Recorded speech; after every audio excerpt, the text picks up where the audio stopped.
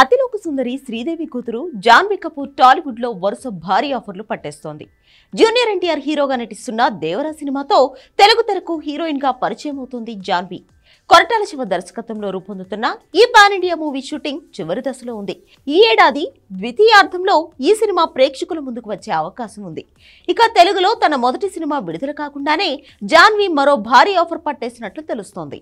రామ్ చరణ్ తన 16వ సినిమాని బుచ్చిబాబు దర్శకత్వంలో చేస్తున్న మూవీలో జూనియర్ శ్రీదేవికి ఛాన్స్ వచ్చినట్లు టాక్ నడుస్తోంది. ప్రస్తుతం ప్రీ ప్రొడక్షన్ వర్క్ దశలో ఉన్న ఈ స్పోర్ట్స్ డ్రామా ఏప్రిల్ నుంచి సెట్స్ పైకి వెళ్లే ఛాన్స్ ఉంది.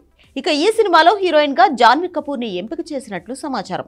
RC16 లో హీరోయిన్ అంటూ జాన్వీతో పాటు సమాంత, మృణాల్ ఠాకూర్, సాయి పల్లవి, రష్మిక ఇలా ఎన్నో పేర్లు వినిపించాయి. అయితే ఎట్టకేలకు జాన్వీ పేరు ఖరారైనట్లు వినికిడి. RC16 ఉత్తరాంధ్రతో ముడిపడి ఉన్న నేపథ్యంలో అక్కడ కాస్టింగ్ రిక్రూట్ చేసుకునే పనిలో పడ్డారు దర్శక నిర్మాతలు. పైగా ఉత్తరాంధ్ర యాస తెలిసిన పలువురికి ఆడిషన్లు నిర్వహించి కొత్త మందిని ఎంపిక చేసుకుంటున్నట్లు తెలుస్తోంది. ప్రస్తుతం చరణ్ గేమ్ చేంజర్ తో బిజీగా ఉన్నాడు.